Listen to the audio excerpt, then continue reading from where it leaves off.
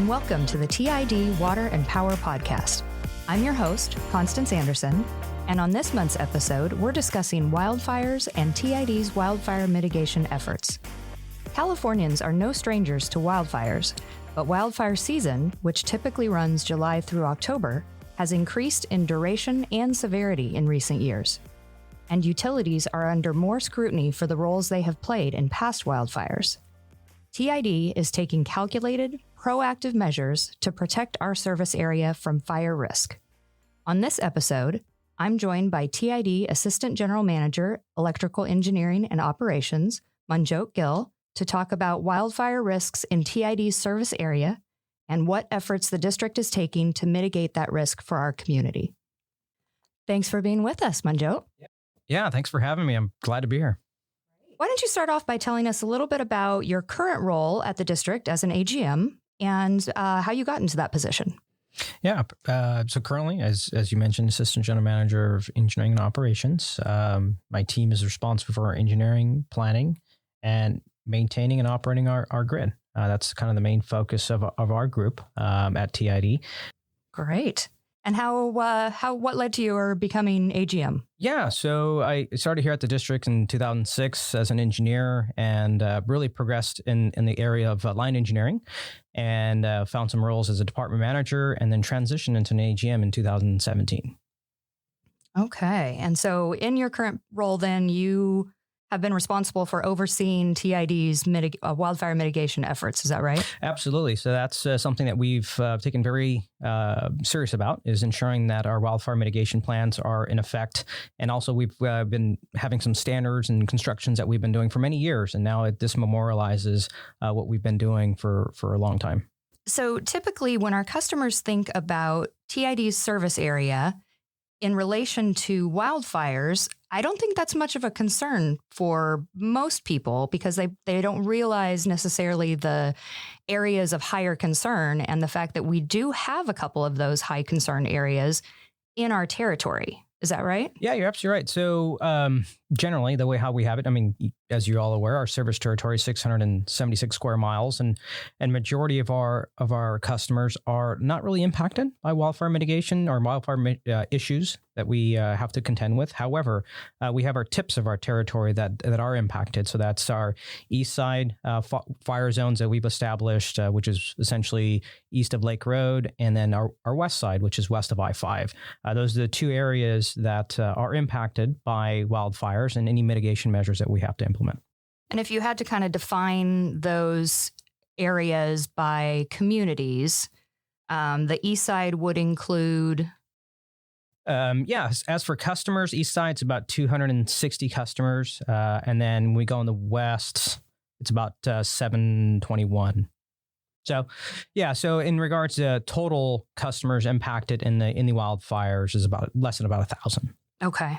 And then west of I-5, we're kind of talking about the communities of Diablo Grande and Adobe Springs. Yeah. Thank you.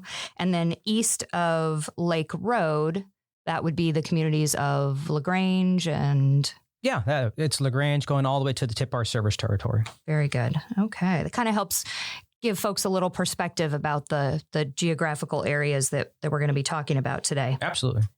Okay, so now that we've identified kind of these two geographical areas that are of elevated risk, what type of characteristics are there in each of these areas that qualify them as such? Yeah, in our service territory, it really pertains to the type of fuel. And so that's, grasslands, and we have rolling hills in those respective areas. And on the east side, we have some riparian that we have to address and contend with.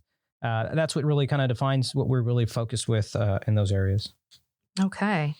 And then I understand that, we have certain weather conditions that present that kind of create an increased risk. And really, it's the combination of certain circumstances that increase the risk. Can you tell us a little bit about what some of those weather-related circumstances might be? Yeah, so temperature is one of the big ones. High winds. That's one of the big key is ensuring that high winds are something that we have to monitor and ensure that we have the ability to address those high wind conditions. Humidity is another one, right? If it's low humidity, that's prime for ignition. So those are kind of the three key areas that we really focus on, but the biggest one is high winds. Okay. As you mentioned earlier, the total number of customers that we're talking about is less than 1,000. So it's a relatively small portion of TID's total customer base. But as we know, the fire season has been getting longer. The wildfires themselves have been growing in severity. And so it does remain a top concern for TID, even though the number of customers potentially affected is a smaller portion. Yeah, I mean, it comes down to our responsibility as a utility to ensure that we don't cause any wildfires in our territory or anything that would even expand our territory. So we do take a lot of pride in ensuring that we can meet the standards and address everything in appropriate fashion. Okay.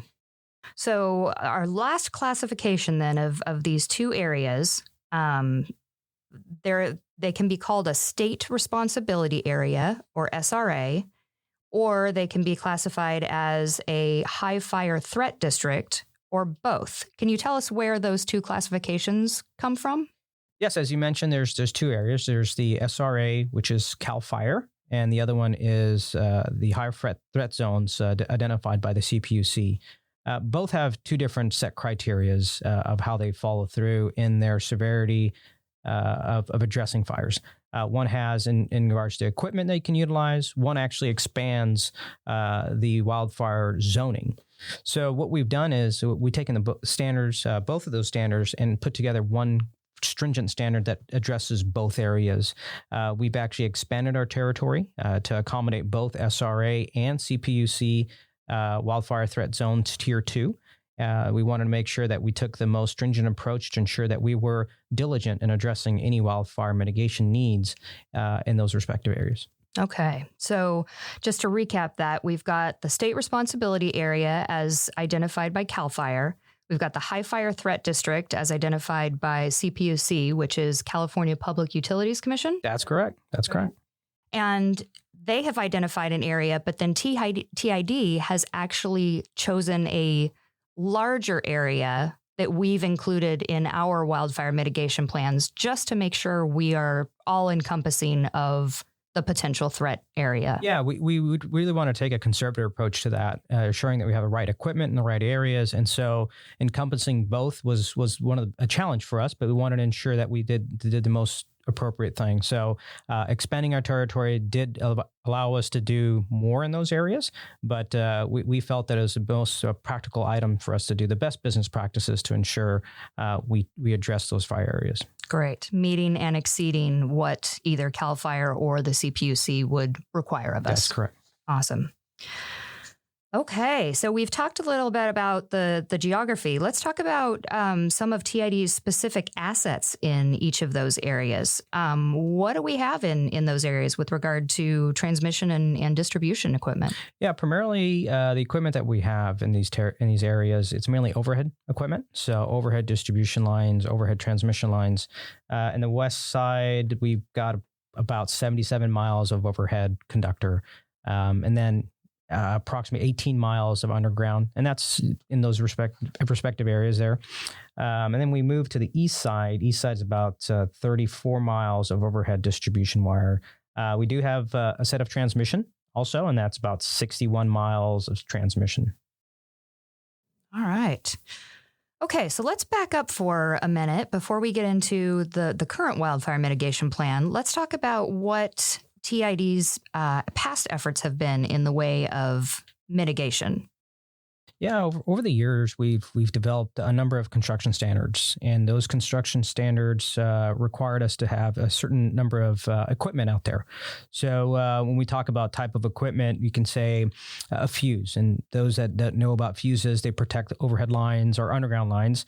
But we identify them as expulsion fuses. Those that have been out there, if a fuse operates, it makes a pretty big bang. It sounds like a shotgun that goes out, but it does kind of have an expulsion that happens. So you see a little spark. Well, the spark can obviously ignite and cause a fire. So we've replaced, whenever we had new construction at the time, in the previous, we would put in certain equipment that will not have that expulsion type. So that's a fuse that we call, it's a fault tamer, our current limiting fuses that don't have those characteristics in operating. So we've done that. We've changed our clearances on our poles to make sure that we have appropriate clearances for avian. And so we've done a number of those things just to ensure the equipment that's been installed over the years doesn't transition into a fire. And then on the subject of power poles, you also test the poles on a regular basis to confirm their integrity and the lifespan of those poles. Is that right? Yeah, there's a couple of things. We follow the CPUC's GO, general order requirements of inspecting our facilities. And one of the inspections is intrusive inspections, where we have to go on a 10-year cycle. We'll drill through the poles, making sure there's no decay or any issues, and even woodpecker damage and cross arms that potentially could be decaying over time. So we do that very proactively. Where we have a contractor come out, help us identify these locations, and if there's any mitigation needed, we'll go out and replace those set equipment. As for kind of some historical stuff, about last year, we had approximately like 2.5% failure rate of the poles, but that's something that we addressed immediately because our focus was to go into, in the previous years, was to hit all those wildfires areas and making sure that was addressed and we didn't have any equipment that's out there failing. Great. And if you had to throw out an estimated number, how many power poles would you say TID has in each of these two fire zones? About 470. Okay, that's a lot of poles to check. Yeah, it's a lot of poles, a lot of wire in the air. That's for sure. Definitely. And like we said originally, these are measures that TID has been taken for years now. That this isn't these inspections, these replacing of equipment that might lead to a spark. That's something that TID has done for decades. Is that right? Yeah. So it's best business practices that we've been following and ensuring that we met the CPUC GO requirements. So yes, this is something that we've been doing for decades here at this organization to ensure that we meet all requirements. Okay, so we've talked about the specific equipment. What can you tell us about what TID's vegetation management practices have been?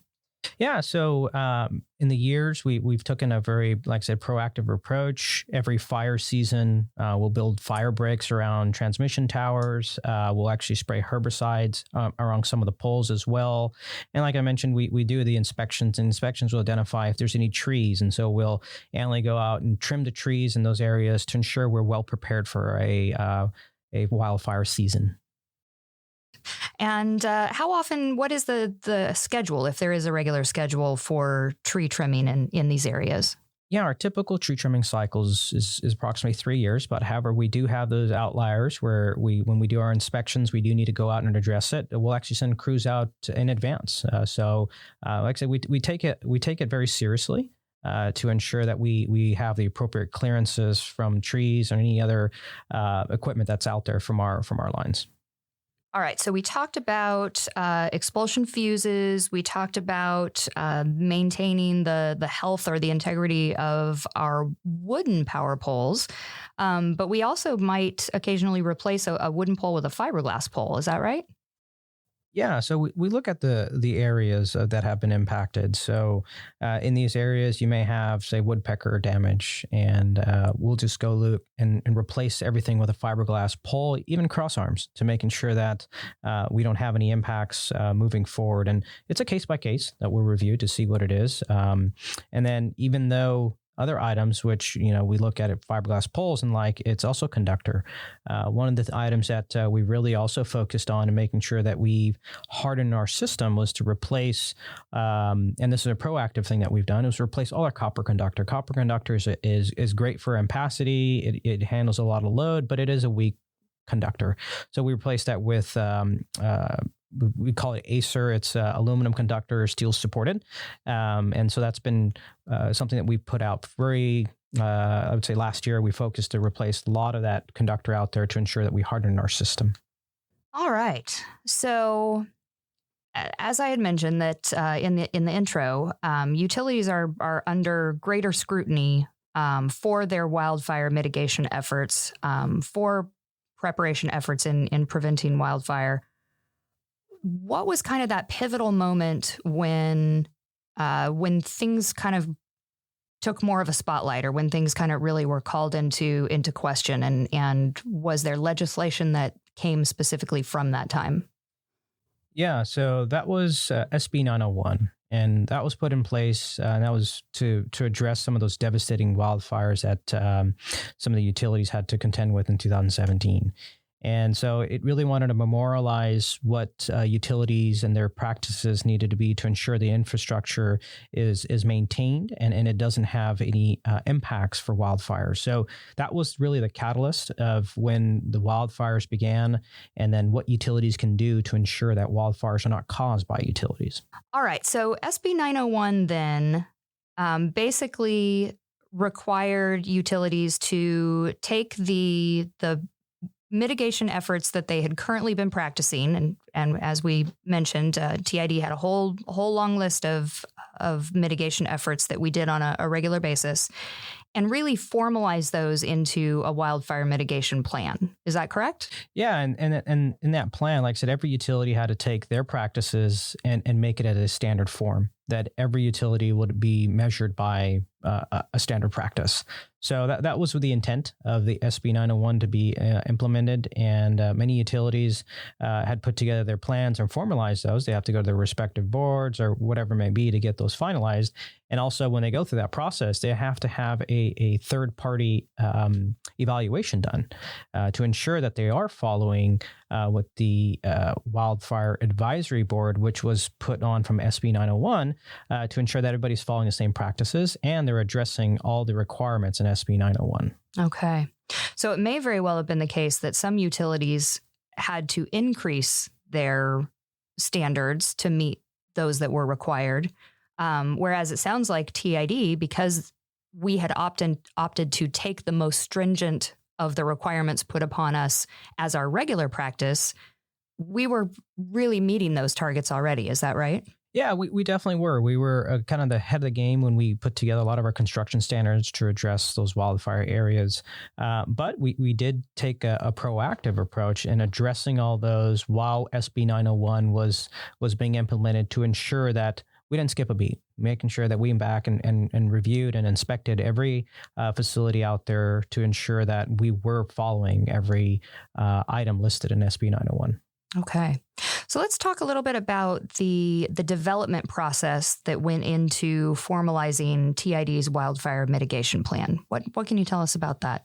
A lot of engagement. That's what it was. Working with the public, collaboration was very key. We collaborated with Cal Fire and worked very heavily with the CPUC fire threat maps. And when I mentioned that we, public engagement, we actually had to have town halls. We met with the communities on both sides of our fire zone. So that's Diablo Grande and LaGrange. We worked with each community to ensure that we're informing them of what we're doing, soliciting their feedback.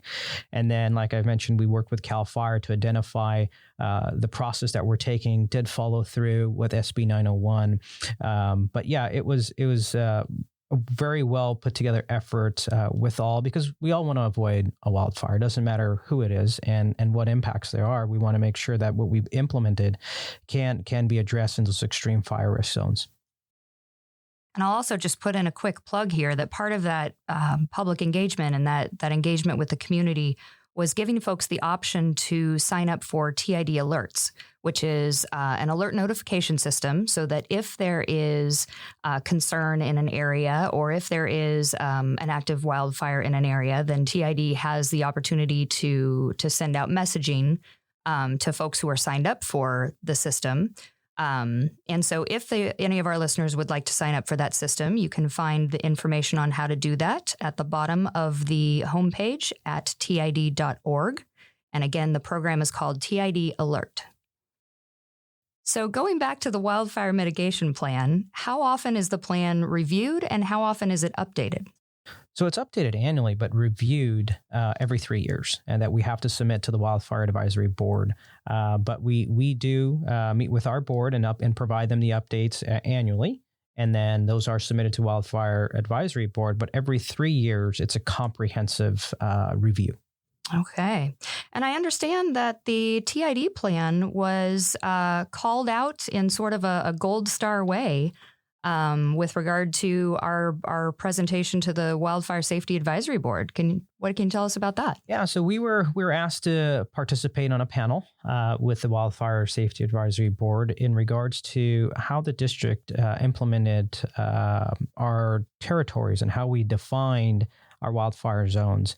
Many of the utilities took it to where they just focus on the CPUC high fire threat zones, where we took the comprehensive look of both SRA and the CPUC high fire threat zones and combined them. So that meant that we went far and above what many utilities were working through, but we took it as the best practice. And so expanding our wildfire zones are going to be helping the community, helping the area, that we're taking a much more proactive approach. So when we were asked to be on that panel, we kind of gave them our input and how we facilitated the changes in our system. Great. Well, congratulations on being recognized for those efforts. Thank you. That's awesome. All right. So as you're taking what TID's practices have been in the way of wildfire mitigation previously or prior to SB 901, and you're formalizing those, creating the official wildfire mitigation plan for the district, were there any mitigation efforts that you identified that the district decided to enhance or make enhancements in certain ways? Yeah, as you're mentioning, we definitely focused on addressing the SB 901. Vegetation management was one of the biggest critical items that we were focusing on. But we looked at others, as you mentioned, and that's such as weather stations. Weather stations will help us understand the conditions in those wildfire zones and then what actions we need to take place to ensure we follow red flag warning days and ensuring that we have the appropriate protection settings on our breakers and relays to ensure that we can address those issues. Other things, as I mentioned earlier, was hardening the system. That's something that we've been focusing on pretty heavily. We've already addressed some of the hardening there, but we're going to be focusing on what else we could do. And as I mentioned, hardening is replacing conductor copper to that Acer conductor I mentioned to you earlier. One other thing that we're also looking at is much more of a smart grid tech. Looking at fault indicators, more of advanced grid protection is what we're going to be addressing in the near future. Grid protection that comes into like smart reclosers. That's kind of a breaker that's out in the field. But those are the type of equipment that we're going to be focused on and what our protection efforts in those fire zones. And how do having these fault indicators and some of the smart grid technology, what does that mean for the TID employees who are constantly 24/7 monitoring the system? It's essentially data-driven decision-making. That's what we really need to focus on is making sure that our field staff is aware of what's happening out in the field. So a fault indicator will definitely give them a visual indication that there's wires on the ground and what they could do to address that in a timely fashion. So it's mainly the focus of getting the data back, giving us the information to be nimble and make those changes out in the field. Excellent. Okay, so let's talk a little bit about what happens in the event of a wildfire. You know, we've made our best effort to ensure that, that number one, that none of our equipment is responsible for contributing to the start of a fire, and then also making sure our territory is prepared in the event of a wildfire. But should a fire happen in our service territory, what practices then go into place, or what guidelines do we follow in that situation? Yeah, we've developed a comprehensive incident action plan. And that incident action plan defines what roles each department's going to be facilitating through addressing these fires. Where are we going to go meet with CAL FIRE? So we have a pretty comprehensive plan that addresses every action and what department collaboration we need to address these issues. Okay, so now I want to talk about public safety power shutoffs, or PSPS. We've heard a lot about them, especially over the last couple fire seasons. And it's something that has affected nearly the entire state of California in the last couple years. How does TID define a public safety power shutoff? Yeah, there's a whole host of trigger points that define that, and for us, we've and let me back up here, not just trigger points, but also how does it impact our customers? First and foremost, it mainly impacts the customers in those tips of our territory. One thing that we did have issues with, obviously, when everybody's talking about the PSPS, we're getting calls left and right. Is it going to impact them locally? No, it's mainly the tips of our territory and those 1,000 customers that we mentioned. Mm-hmm. But however, the criteria that really focuses on what we were focusing on is high wind events. So 56 mile an hour winds, ensuring that we have the right conductor there and ensuring that basically the poles are not going to fall down. But it's one of our last resorts to use the PSPS. We are ready to implement if need be, but we take pride in ensuring that our equipment is held to a high standard.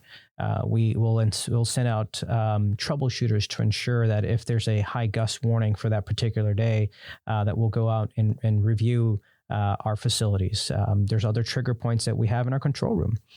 In high fires, our red flag warning days, we'll change our protection settings to ensure that if a fire were to occur for any set events, that our system will de-energize immediately. So we take a lot of proactive approaches, but as I mentioned, it's kind of our last resort of a PSPS. We don't do what some of the other utilities where they're taking a PSPS event in advance and taking kind of those rolling outages for that.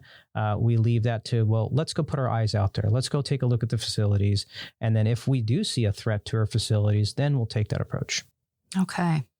You've mentioned a couple of times red flag days. What actually defines a red flag day and what does that mean to the district? Yeah, so CAL FIRE will identify a red flag warning day as high winds, low humidity. Temperature is also one of those. That temperature varies, but it's more so high winds and humidity. So to us, it's very it's a trigger point. That what actions we need to take, and it's what our control room does to ensure that the protection settings are changed and the actions we need to take out in the field. Whenever there's a red flag day, our work methods change. So we won't have certain equipment out there. We won't use anything that would cause sparks, for example, grinding and of that nature. But we also would bring out a water buffalo. What's a water buffalo? Basically a water tank that we pull behind one of our trucks that we would spray down if need be, even though we won't drive in dry grass or any of that nature. Or if that is the case, we need to get to a certain facility, we'll make sure we have the right equipment out there to do so. So we want to basically ensure that however we address our facilities there is the least impact. Okay. So that red flag warning then kind of triggers that there are a number of those specific conditions that we mentioned early on in the podcast, that those are present and could potentially cause a problem. Yeah. And then we then take that information and, like you said, make changes in our operations to ensure that we're not doing anything that would endanger that or that we're taking the appropriate mitigation efforts. That's correct. Okay.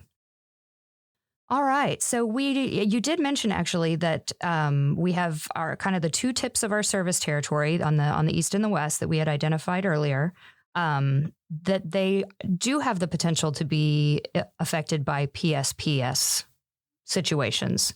Yeah. No, thank you. That's one thing I needed to clarify is district-wise, like as I mentioned, PSPS for us is one of the last resorts. However, we do have a set of customers that are part of the Adobe Springs. There are about 36 customers that are being fed from a line from a neighboring utility.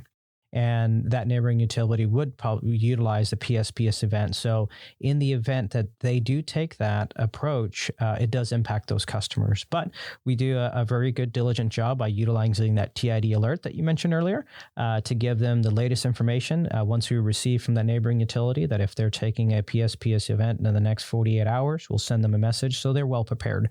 But as I mentioned, it's only a handful of customers that are impacted by that are outside of our bounds. But anything in in our territory, service territory, we'll definitely address it by a last resort item. Okay, so 2020, mind you, had a host of issues going on, but that was also the year of the SCU complex fire, which did affect part of TID's service territory. What can you tell us about that incident? Yeah, that was a very devastating fire. As you guys all probably recall, there was ash and smoke everywhere for days. And that was in the month of August that we had to contend with this fire. So the start of the fire came from actually lightning strikes, and no fault of anybody. There were multiple lightning strikes in that particular month that many utilities and CAL FIRE and fire agencies had to address. So this one happened to be in our territory. A number of our facilities were impacted. Our customers in the Adobe Spring areas, they were impacted because it also went down to the Santa Clara County line, and it kind of came all the way up towards the south end of our territory as well, almost up to I-5. But to address that fire, it was a big collaborative event. We had our line department, construction and maintenance, and our safety and emergency preparedness really worked together to ensure that we were addressing this fire in a collaborative approach. And we work with CAL FIRE and the county to make sure that we're all in the know, making the right approaches. But hats off went to TID team. They were able to build fire breaks. Line crews were able to de-energize certain sections of the line, but ensuring that water supply was protected for the town of LaGrange, or sorry, Diablo, I meant to say. But really, and I'm sorry, I'm going to stop you real quick. Can you explain the connection between the water supply and a loss of power? Yeah, so there's pumps there that provides water to Diablo Grande, and the fire was definitely in that trajectory to come in that area. So we didn't want to de-energize that. So we had line department and our construction maintenance group go out and build fire breaks and de-energize certain sections of our line to ensure water was there. That if fire department needed to come down in Diablo Grande and utilize their pumps to get water, that it was supplied. So we really collaborated with CAL FIRE to making sure that we addressed it. But as I mentioned, hats goes off to the all TID team that worked day and night to make sure that we were there for the community. And at the end of the day, we actually collaborated with our neighboring utilities too. There were a number of days that there was no power to those respected customers. So we worked on getting generators and getting that process going. But we also focused on rebuilding our facilities. There were a number of poles that came down and wired down. And as we were building back up, we looked at opportunities to realign some of the facilities that would have proper access instead of going through some very tough terrain. So it gave us, I guess, the positive side of light was to be able to build an infrastructure, which was much harder than it was built before, but also to be able to give back as soon as we can. So our line department, like as I mentioned earlier, they were able to put in these facilities. It wasn't the best terrain either. It's rock. It was tough digging. They all worked day and night to make sure that we can get the power back. And we did it in great fashion. Lines were up. We were actually waiting for the other side of the facilities to come back. And that's from that neighboring utility to build their infrastructure. But it was, like I said, a big collaborative support from everybody.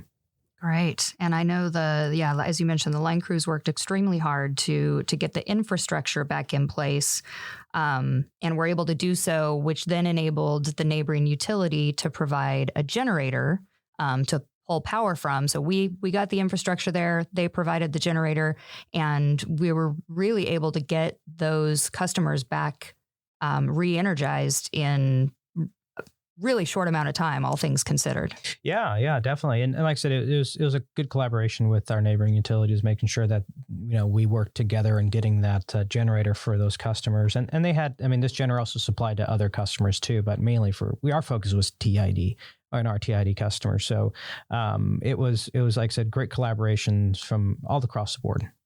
And just a quick note there too, that there's more that goes into the restoration process than just putting the poles up, putting the line up, and turning the power back on.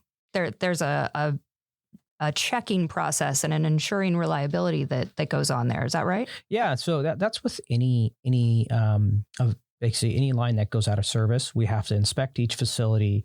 It's part of our lockout, tagout procedures that before we energize any facility, we inspect it. So that means we run the lines down, keeping our control room well informed that if a line is now clear to be energized, that they're in the know because they are the operator of our grid. And then the field personnel would bring that information back. And yeah, it is a process. It goes through a big ordeal in regards to, depending upon if it's a long terrain, it may take a couple of hours for us to run it through. But when we were dealing with the SCU complex fire, we had a couple of team members running each section of the line, being on the radios to making sure that we can get that power quickly.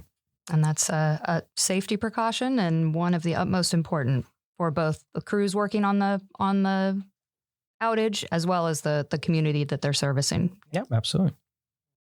Okay, so let's talk a little bit about future, we'll call them opportunities.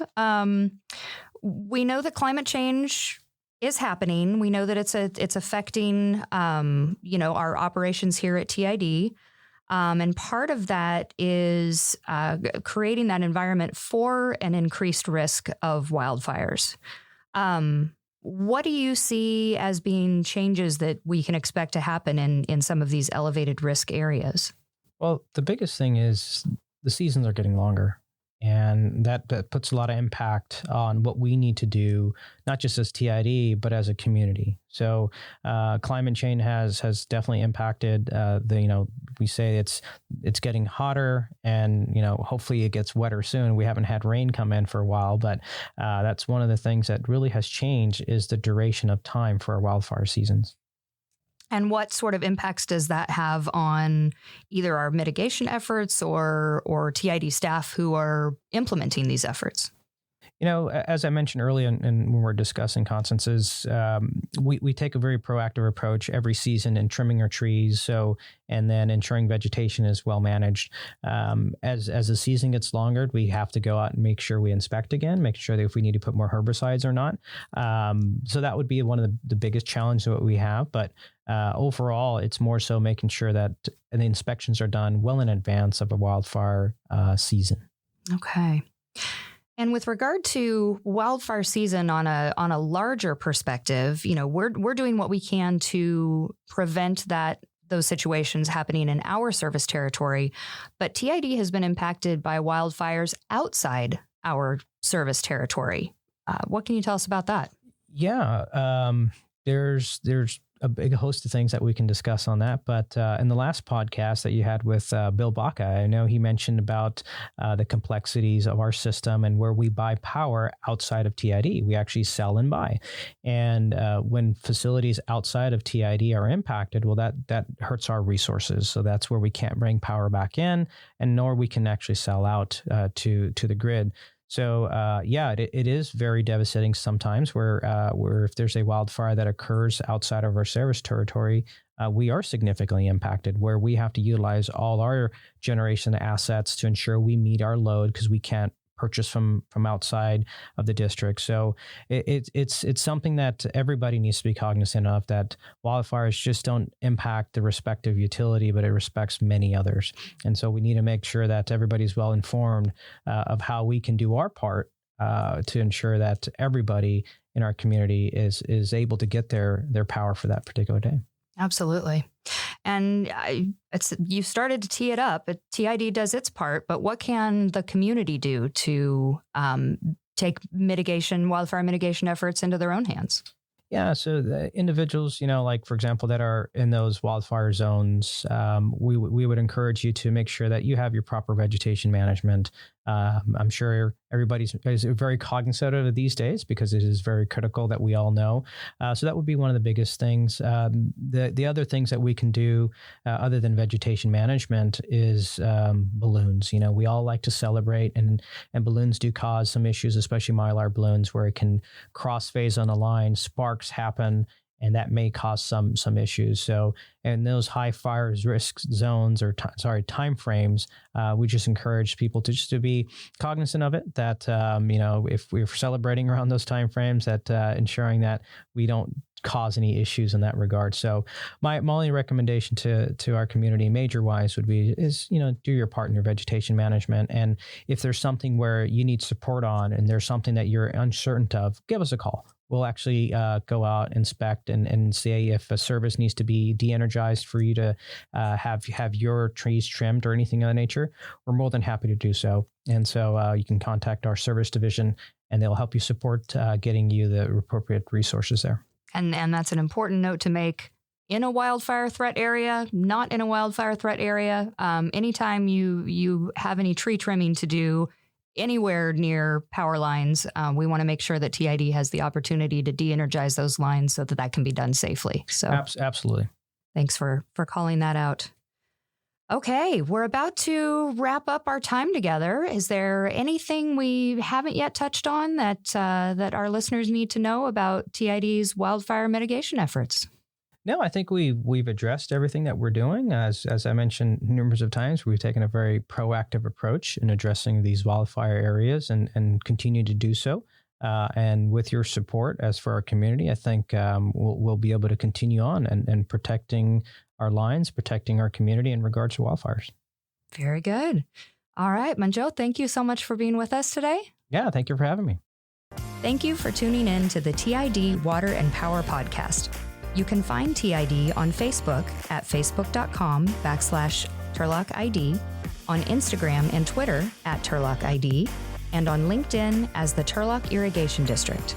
I'm your host, Constance Anderson. We'll see you again next time.